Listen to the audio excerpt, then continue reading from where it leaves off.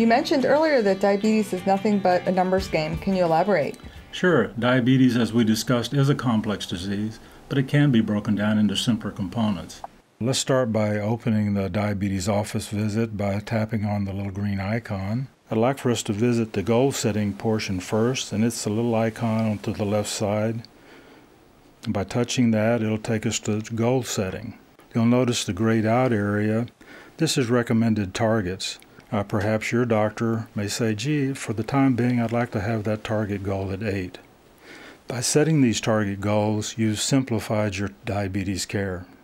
If you have any test that's not meeting that target goal, that's a reason to discuss that with your physician. I'd like to go to the companion portion to this now. We'll go to My Diary, and part of the My Diary section is your daily glucose log, which we won't look at right now. I want to look at risk factors. And let's first just look at the blank sheet. This is essentially a sheet similar to the goal-setting sheet where you enter your lab data. For example, I had a wellness exam in 2010. Basically, it said I had a diabetes wellness exam, the date was given, the blood pressure, each of the lab tests are recorded. And it's very important to realize if any tests on these lab tests that aren't meeting the goals that we discussed earlier is a reason for discussion with your doctor. So it really does simplify the approach just by trying to hit those 10 targets. In addition to being able to add these tests, you can add other tests just by simply tapping it and typing it in. Let's go back to the daily diary and look at the daily log. This is your daily glucose measurement section. And you'll notice that it has breakfast, lunch, and dinner. This is bedtime sometime out here. When looking at glucose results, most of the time you want to record things in a fashion that will allow your physician and you to see patterns. I can show other factors that influence my glucose results. I can show carbohydrate intake, or I can, by touching the little plus sign in the upper corner, I can add medications. I normally take glucophage. I check that, hit save, and that medication will show up on the screen. This is true for each of these tests. I can add exercise, I can add my meals. Let's put carbohydrates in, for example, 60 grams. Let's say that I ate. Very easy to put that in, and it's saved.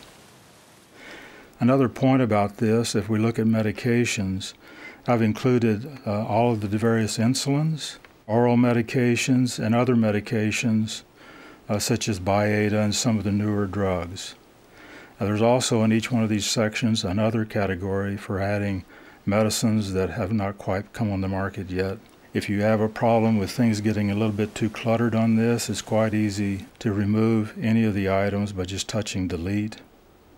And you can clear up your chart if it starts looking a little bit messy for you. There's two ways to show this screen. One way is to take a snapshot by pressing the home button and the on-off button at the same time. It takes a quick snapshot of exactly what you're looking at. That goes into your photo album and it can be emailed to anyone you want. Another way of doing this is to go to the share, and it puts in dates, and you can choose any date you want to send any records that you want. Let's go to one other function, the book. There's an ebook that comes with this. And by tapping the bottom of the sheet, it'll allow you to go to the middle icon, which takes you to the table of contents. And if you want to know a little bit more about A1C hemoglobin, so what does the A1C hemoglobin mean? And I've tried to include not only what the test means, but how the target goals for that test were arrived at and what that means. Easy to turn a page as you read through the book. If you want to go back, you can go back to the previous page quite easily. So this sounds like something that anyone can benefit from, whether you have diabetes or not. For more information, you can contact Dr. Calder at dcalder@diabetesofficevisit.com or visit his website at www.diabetesofficevisit.com.